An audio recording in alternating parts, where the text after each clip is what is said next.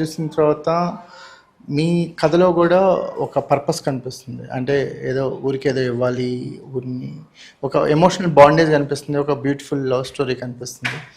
ఈ కథ మిమ్మల్ని హీరోయిన్ చేసిందా, లేకపోతే హీరో అవుదాం అనుకున్న తర్వాత ఈ కథని ఫామ్ చేయడం జరిగింది? చక్కటి మాట అనేది కథే నన్ను హీరోయిన్ చేసింది.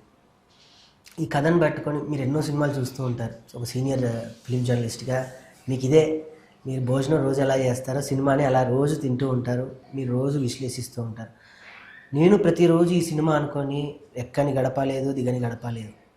ఇందులో నేను ఆల్రెడీ ప్రెస్ మీట్లోనే చెప్పడం జరిగింది. నేను శ్రీకాంత్ గారి అబ్బాయి రోషన్ బాబుని ఇందులో హీరో అనుకున్నాను.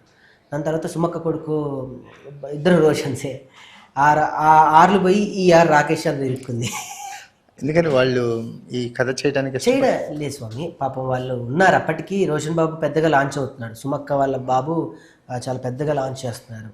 అప్పటికి రాఘవేంద్రరావు గారి సినిమాతో రోషన్ బాబు శ్రీకాంత్ గారి అబ్బాయి ఉన్నారు. దాని తర్వాత ఈ ప్రెస్ మీట్ అంతా విన్న తర్వాత శ్రీకాంత్ గారే నాకు ఫోన్ చేశారు. రోజా గారు చెప్తే శ్రీకాంత్ గారు నాకు ఫోన్ చేసి, రాకేష్ నువ్వు నాకు కరెక్ట్గా నువ్వు నాకు లైన్లోకి వచ్చి నాకు చెప్పున్నా అయిపోయి అంటే, లేదు సార్ రోషన్ బాబు చేస్తే ఇంకా బాగుండేది అని శ్రీకాంత్ గారితో ఆయన అన్నాను. సార్ ఏ సినిమాకి ఎవరు కరెక్టో వాళ్ళే అవుతారు.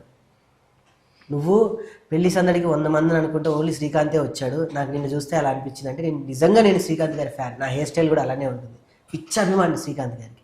అలాంటిది శ్రీకాంత్ గారు నాతో మాట్లాడుతూ, నీ సినిమాకి నువ్వు చాలా బాగున్నావు, నువ్వు ఫ్రెష్గా ఉన్నావు, నీకు నేనున్నాను, నేను నీ ఫంక్షన్కి నేను వస్తాను అని అంటే, నేను రోషన్ స్థానంలో నా తండ్రిగా ఫీల్ అయ్యాను శ్రీకాంత్ గారిని. నాకు చాలా బ్లెస్డ్గా అనిపించింది. చాలా మంచి మనిషి, ఎవరైనా సపోర్ట్ చేస్తారు.